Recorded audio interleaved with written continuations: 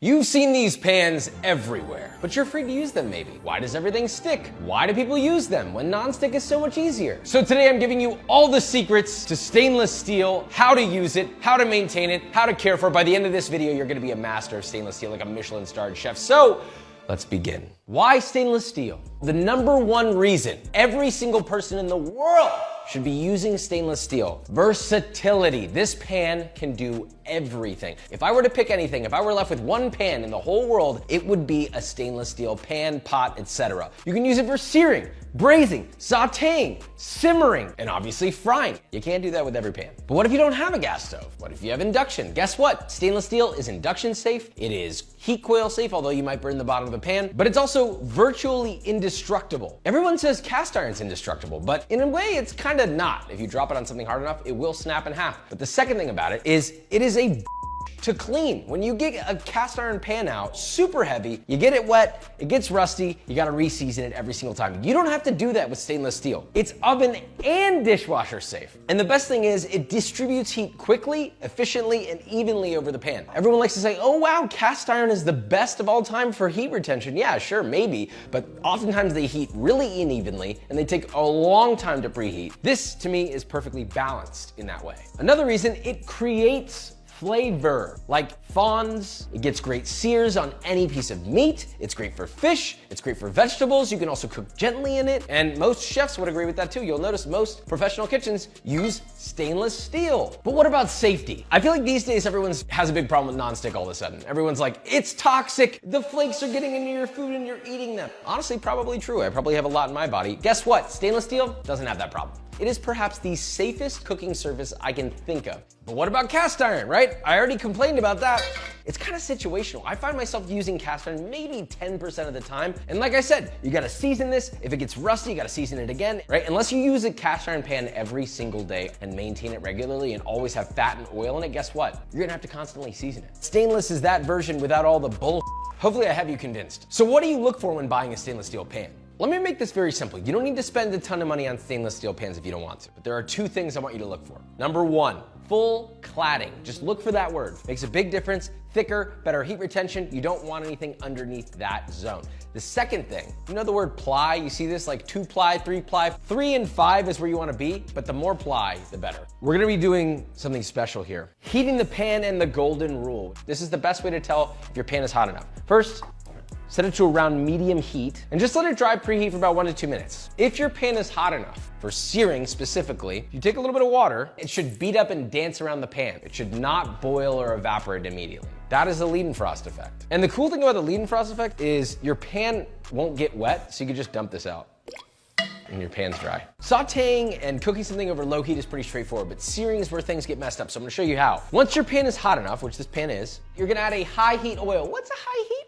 oil? Avocado oil, canola oil, basically oils that have a high smoke point. So look for that. Google whatever oils you have. Don't use extra virgin olive oil. That will literally turn into a smoke bomb. So I have canola, and you oil up your pan. Here's one thing to notice. This pan's maybe a little too hot because it's smoking a little. It's not necessarily the end of the world. It's okay if it smokes a little bit, but if it's smoking like a plume of smoke, your pan is way too hot. Once the oil is in the pan, I want to talk about heat control. This is where everybody makes big mistakes, all right? This is where people burn stuff, this is where people smoke out their houses, and this is also where people get that sort of brown ring around the pan, which is fine, but it's just annoying to clean. We'll get to that in a second. Now, once your pan is too hot, you can always adjust the temperature. You can always pour the oil out and start over before you put anything in there. So now that we know what it looks like when it's not too hot, right? The oil is shimmering, it's moving around the pan nicely, it is hot enough. A tiny little bit of smoke is fine too. A lot of smoke, let's start over. We're gonna keep this at medium heat, and at this point, we're ready to add something to sear. Even though we're about to sear something, let's say I put it in the pan and I decide to crank the heat up. There's a thin layer of oil around here that's gonna get hyper hot because the edges of this pan are thinner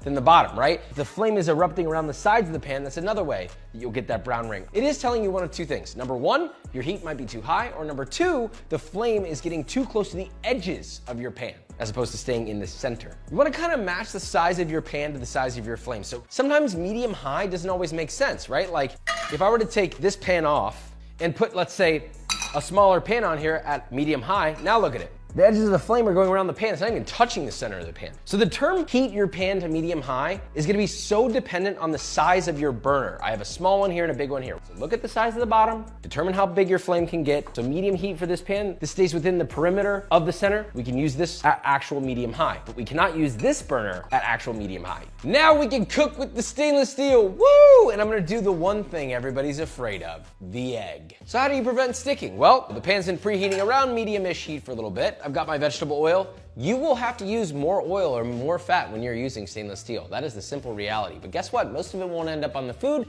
You drain it on a paper towel. Really, it's not too much more. I'm gonna add in some oil. Pretty fair amount, because the way I like to fry my egg is I like to baste it in the oil to help cook the white. So I'm gonna add probably about 2 tablespoons. Most of that won't end up on the food anyway. And I got myself a little landing spot for my egg here. Okay, so pan is plenty hot. Swirl the oil around, all right? Nice egg, crack on a flat surface and crack it right into the center. Do not touch it. Oh my God, it's popping, I'm so scared. It's sticking, Josh, look. The point of sticking, if you touch it too early, you don't give it enough time to develop a Maillard or a crust. I did turn the heat down a little bit, by the way, when that went in. Once it has seared properly enough, it will naturally release from the pan. You can already see the edge of this egg already lifting up off the pan. You can see browning around the edge. That's a good indicator this is probably almost ready to touch. Now, that said, the fact that it is a little stuck helps me do this. If I tilt the pan, this is purely my own personal taste. I like to baste it in the oil to cook the white. You could use less oil and put a lid on. That's cooked to my liking. Look at that, nice browning around the edge. It's not burned. I'm turning the heat to low so it doesn't burn. And if you're really worried about sticking, you can always get a thin spatula to scrape underneath, but look at this. I don't even need to scrape under the whole thing. It was already loosened. Just to prove the egg came off clean, look at the underside of the egg. See that? No sticking, no ripping. Now, if you look at the pan, there's a tiny little bit of a fond from the egg right here. You can see it, we'll get into that later, but it did not stick to the pan at all. The yolk is perfectly intact. That's all you really need to know about sticking. If it's sticking, let it sit in the pan longer. Either you started too cold or it's not done searing. I still have a little bit of oil in here, an oil patina, maybe about a teaspoon or so of oil. I'm on low heat now. What about low heat cooking like a scrambled egg? I don't know, I've never scrambled an egg in a stainless steel pan, so we're gonna learn together. This is the difference between low heat and high heat cooking. This either works or it doesn't. If it doesn't work, we're probably gonna cut it. I'm gonna do a soft scramble. Toss my soft scramble out on here. Obviously, the parts of the pan that didn't have any oil on it is where the egg stuck on the scramble. If you do low heat cooking with things that tend to stick, it could not, but if you manage your heat properly and you move it enough around the pan, you could still scramble an egg in here. It's not optimal, but it does still work. Simple reality is number one, you have to have enough oil. Number two, don't go too high of a heat when scrambling specifically. Keep your heat low, and that kind of applies to anything that you're not searing, right? Keep your heat relatively low. And it worked. Cleaning this isn't gonna be that hard. You take an abrasive pad to get this part off first, clean it immediately, you're ready to go again. We're gonna apply the exact same logic just to prove my point. Whatever we did to the egg, we're gonna do to the fish, all right? So once your pan is nice and hot, I'm a little bit above medium, closer to medium high. We're gonna add our high heat oil, make sure it's coating the whole basin of the pan. Let that sit, let it get to know the pan. Once that's simmering, we're going to take a beautiful piece of fish. This is redfish, skin on, scaled. Now it's gonna wanna curl the second it hits the pan. So I'm gonna press it into the pan and then I'm gonna weigh it down so that it doesn't. Distribute that oil, keep the pan nice and hot. Fish goes in, okay?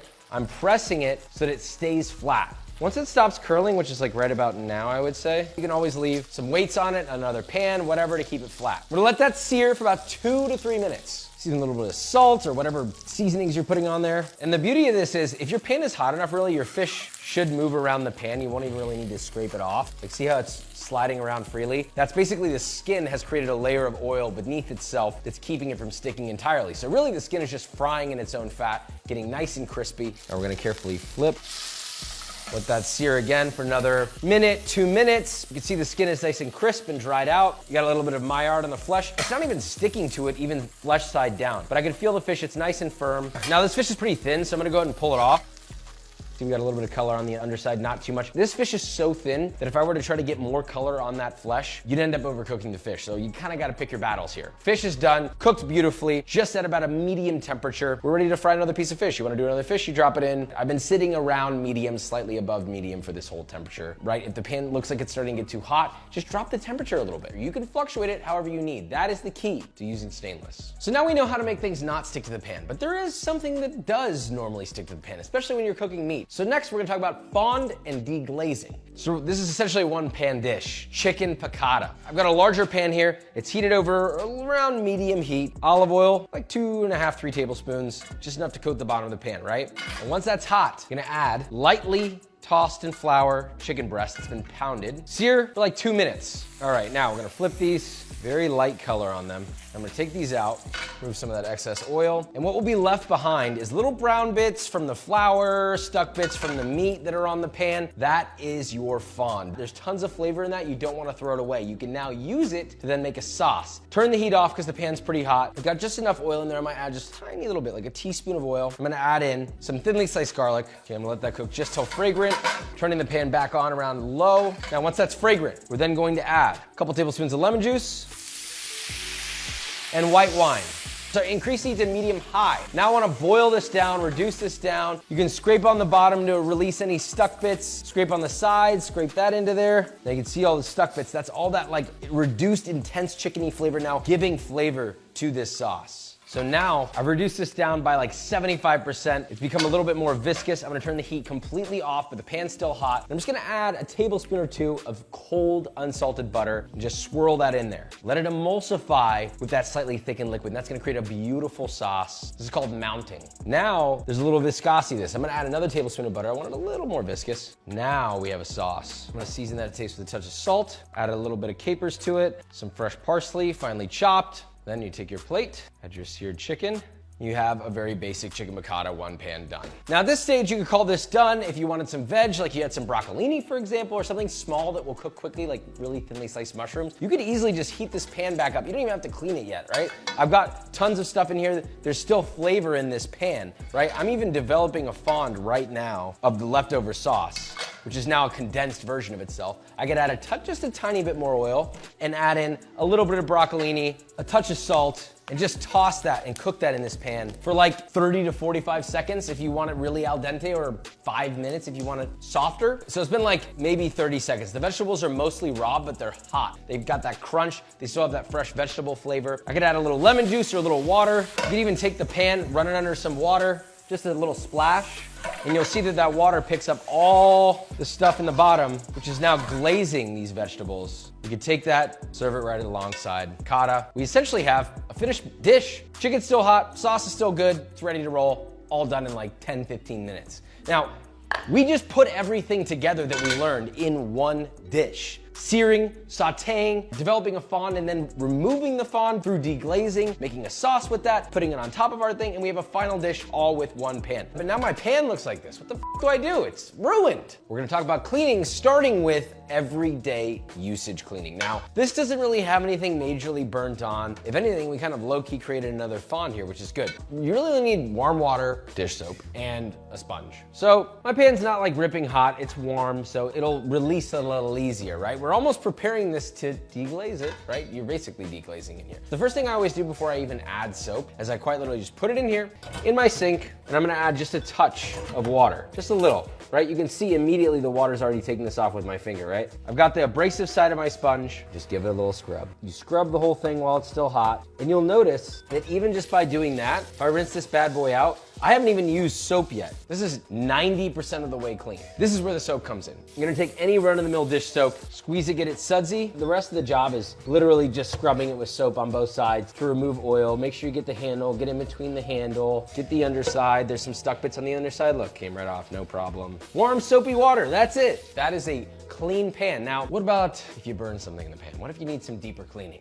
Uh-oh. This is what stops people from cooking with stainless steel. They see this happen and they're like, I'm f***ed. I gotta throw the pan away. And a lot of people have thrown their pans away because of this. The beauty of stainless steel is there is almost no stain. It's stainless. No burned on bit you can't clean off. You just need to know how. Hopefully this gives you the confidence to use it. The next step I'm gonna show you applies to every single possible major issue I can think of, especially the ones where you have a pan that has a little bit of that brown ring from the burnt on oil. This will work for that too. Same tactic. Heat the pan, just get it warm, get it like semi-hot. I don't need it smoking or ripping hot, just medium for like a minute or two. Okay, so our pan's semi-hot, we're gonna take it back over to the sink. Same method as before, right? Get your water in there, give it a little scrub-a-dub, little soapy water, Now that got most of it off, but there's still like little blackened bits that are stuck on there. What do? You're gonna put in so much elbow grease, your elbows are gonna fly off and go into the sun. So you need a stainless steel cleaner. Most people will use something called Barkeeper's Friend. Honestly, I think the Maiden stainless steel cleaner is way better, and I'm not just saying that. But at this point, you literally just sprinkle it over the top. Now at this stage, you'll take your sponge, make sure it's clean. Okay, a little touch of warm water, your sponge, give it another scrub, then rinse. Look at that, dude. It's like that shit is brand new, dude. Come on. Now, while you're at it, you might as well get the underside of your pan too, because the underside over time is gonna start to look like this, right? Same concept. Better than it was before, at least. You're done, right? No, you have to dry your stainless steel. Never, ever, ever just let it sit with water. You're gonna get water stains, and guess what? You're gonna have to clean it all over again. And we have a pan that basically looks almost brand new. It's literally that simple. This applies to pretty much every single scenario I could possibly think of. The key is soap and water or proper stainless steel cleaner. That is it. If you don't have stainless steel cleaner, you can totally use a baking soda solution, but frankly, it just doesn't work nearly as well. And if you plan on really using stainless steel regularly, you should probably just use the stuff that's meant for it. Common mistakes that will ruin your life, or maybe just your pan. Number one, cooking on too high of a heat. What happens? Well, I'm gonna find out. Burger, we're at high heat. I would not recommend that. First of all, what are you noticing? A lot of smoke. Your pan's probably too hot. Now, if you wanted to save yourself at this stage, you would turn off the heat and get the pan off of there. Leave it in there, don't scrape it off because it's gonna stick anyway, right? Just let it cool down naturally, and you could easily bring it back on once it stops smoking and turn it to medium heat. Eventually it'll release, you scrape it off. But for the sake of this conversation, we're gonna f this up. Now, you let that sit long enough, this happens. Now your burger might be okay, right? Got a little color on it, sure. But your pan, on the other hand, is not. Now, if this was a steak or whatever, and you wanted to deglaze your pan, this fond, no more. This is just char. So if you deglazed this, it'd be bitter, it'd be blackened, it'd be gross, just wouldn't be good. So now it's basically ruined. That's a mistake you should avoid. You got a hot pan, you're like, oh boy, I'm ready to wash it. I'm just gonna go ahead and take it straight to the water. You probably just ruined that pan.